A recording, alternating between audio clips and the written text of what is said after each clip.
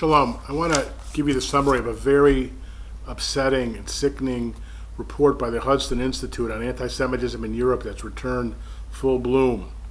So it begins with a story of how in Corfu, Greece, a synagogue was burnt. And there's only 150 Jews in Corfu, Greece.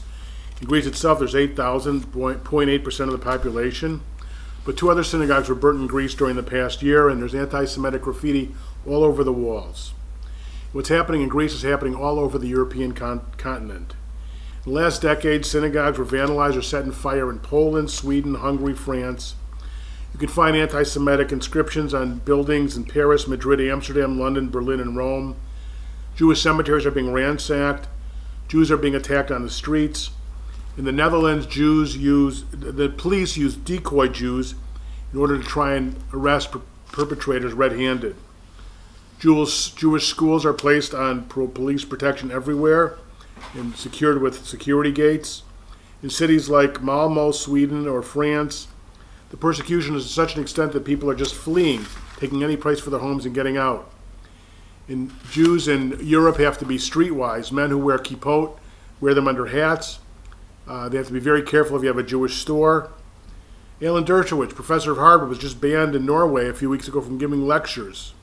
And the professors who supported the ban used anti-Semitic stereotypes in their remarks. And what's happening there is happening all over Europe. Giving lectures on Jewish culture is risky. Thought that after World War II, anti-Semitism in Europe would disappear, but it's back now to an amazing degree. And it's not just the Muslims. It would be easier to think that it was strictly an Islamic phenomenon, but the anti-Semitism as it exists today in the Muslim world is heavily influenced by European anti-Semitism. The fraudulent Protocols of the Elders design in Arabic is distributed widely, and this is allowing the far right to attack cosmopolitanism. And those on the left, too, are reluctant to defend Jews because it seems like that they'd be going against the Palestinians. And to add to this, current anti-Semitism is now a demonization of the state of Israel. Hatred of Israel is shared among many Europeans. The European Muslim population hates Israel and seeks its destruction. And now you have the phenomenon of Europe saying, boy, if the Jews are so awful, maybe what our grandparents did was not so terrible. Jews again are accused of the existence of a Jewish state and not being full members of the country in which they lived. And so, as some Scandinavians put it according to this report, the Jews killed Christ, at least the Muslims did not do that. An increasing number, according to this report, of Europeans are quite ready for another Holocaust, which would be the annihilation of Israel. Anti-Israel cartoons fill European newspapers and receive awards. The Israeli army is compared to the Nazi army. The comparison is serving its purpose.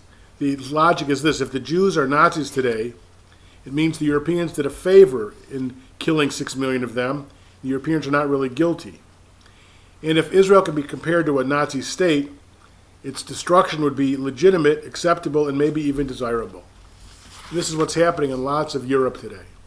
It's a very scary and frightening situation, and people that care about justice and freedom, persecution, and God's concern and care for the vulnerable need to take this seriously.